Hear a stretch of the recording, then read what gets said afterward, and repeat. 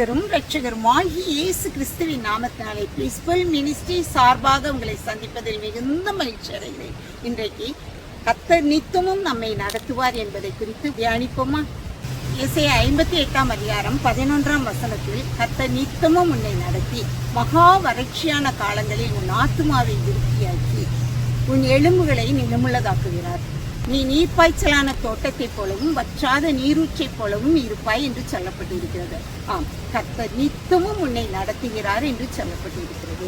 நம்முடைய சுய புத்தியின் மேலோ அல்லது நம்முடைய அறிவின் மேலோ நாம் நம்பிக்கை வைத்து செயல்படுவோமாயின் நாம் வழிதவறுகிறவர்களாக காணப்படுவோம். ஆனால் கர்த்தர் பேரில் நாம் முழு நம்பிக்கை வைத்து நடப்போமே ஆனால் நம்முடைய வழியை ஆண்டவர் நமக்கு தெளிவுபடுத்துகிறவராக, நம்மை கரம் பிடித்து நடத்துகிறவராக காணப்படுவார். நம்முடைய நம்பிக்கை எங்கே இருக்கிறது என்று நாம் சிந்தித்து பார்ப்போம்.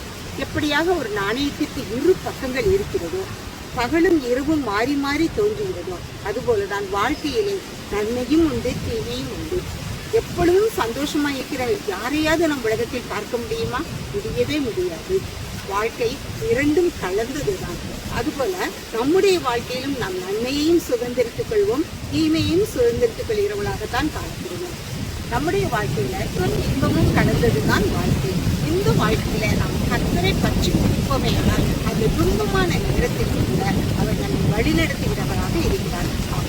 வனாந்தரத்துல இஸ்ரவேல் ஜனங்களை மேகஸ்தம்பத்தினாலும் கிளி ஸ்தம்பத்தினாலும் வழி நடத்துகிறார்.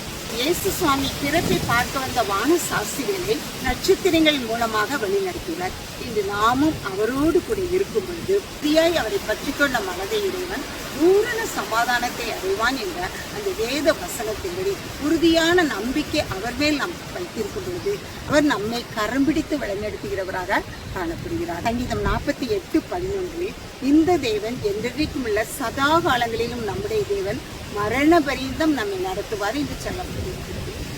அவர் மரண பரியந்தம் நம்மை நடத்துகிற தகப்பனாய் இருக்கிறார். நாம் அவரை பற்றி பிடித்துக் கொண்டு நம்முடைய வாழ்க்கையில நாம் சுதந்திரமாக அவருடைய கரங்களிலே நம்ம வாழ்க்கையை ஒப்புக்கொடுக்கும்போது அவர் மரண பரியந்தம் நம்மை நடத்துகிறவராகவும் நம்முடைய வாழ்க்கை நீர்ப்பாய்ச்சலான தோட்டத்தை போலவும் காண்பிப்பார்.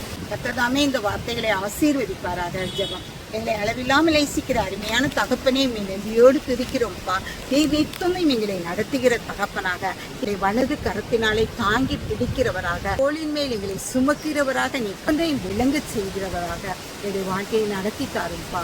எங்கள் ஒவ்வொருவரையும் உடைய கரத்தில் ஒப்புக் கொடுக்கிறோம். நீரே எங்களுக்கு நித்திய வெளிச்சமாக காணப்படத்தக்கதாக எங்களையும் உடைய கரத்தில் ஒப்புக் கொடுக்கிறோம். நீ பொறுப்படுத்திக் கொள்ளும் வழி நடத்தும். இயேசுவின் மூலம் எங்களும் நல்ல பிதாவே. ஆமென்.